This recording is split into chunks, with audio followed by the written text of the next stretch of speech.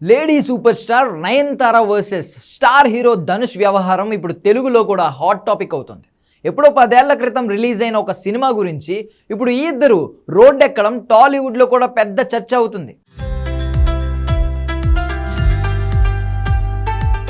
నానుం రౌడీతాన్ అనే cinema shooting సమయంలో నయనతార యాక్టింగ్ను ధనుష్ తప్పుపట్టడం, ఆ తరువాత ఆమె యాక్టింగ్కు అవార్డు రావడం, అలా వివాదం చినికి గాలివానై తర్వాత కూల్ అయినట్టు కనిపించినా ఇప్పుడు మళ్ళీ నయనతార నెట్ఫ్లిక్స్ డాక్యుమెంటరీతో పెద్దదైంది. ఆ డాక్యుమెంటరీలో నానుం రౌడీతాన్ అనే సినిమాలో ఒక క్లిప్ వాడినందుకు ధనుష్ 10 కోట్ల రూపాయలు డిమాండ్ చేస్తూ లీగల్ నోటీసులు పంపడంపై నయనతార ఫైర్ అయింది.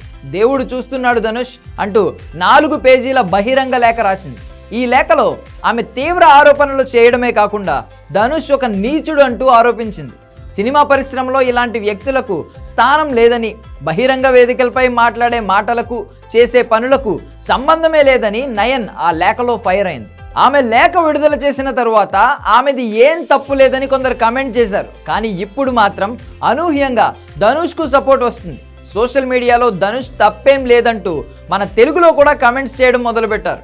నయనతార పెళ్లి వీడియోను 25 కోట్లకు నెట్ఫ్లిక్స్కు అమ్ముకున్నప్పుడు ధనుష్ తన సినిమాలోని ఒక క్లిప్కు 10 కోట్లు డిమాండ్ చేయడంలో తప్పేముందని నిలదీస్తున్నారు.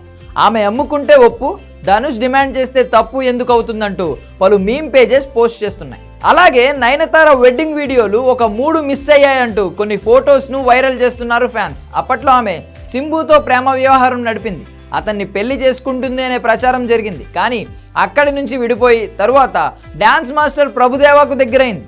అతని కోసం సినిమాలకు కూడా గుడ్ బై చెప్తుంది అనే ప్రచారం జరిగింది. కానీ అతనికి కూడా గుడ్ బై చెప్పి విఘ్నేష్కు దగ్గరైంది. విఘ్నేష్ను వివాహం చేసుకుని సరోగసి పద్ధతిలో తల్లి అయింది. కాబట్టి సింబు ప్రభుదేవ వీడియోలు కూడా నెట్ఫ్లిక్స్ ప్రసారం చేయాలని డిమాండ్ చేయడం స్టార్ట్ చేశారు.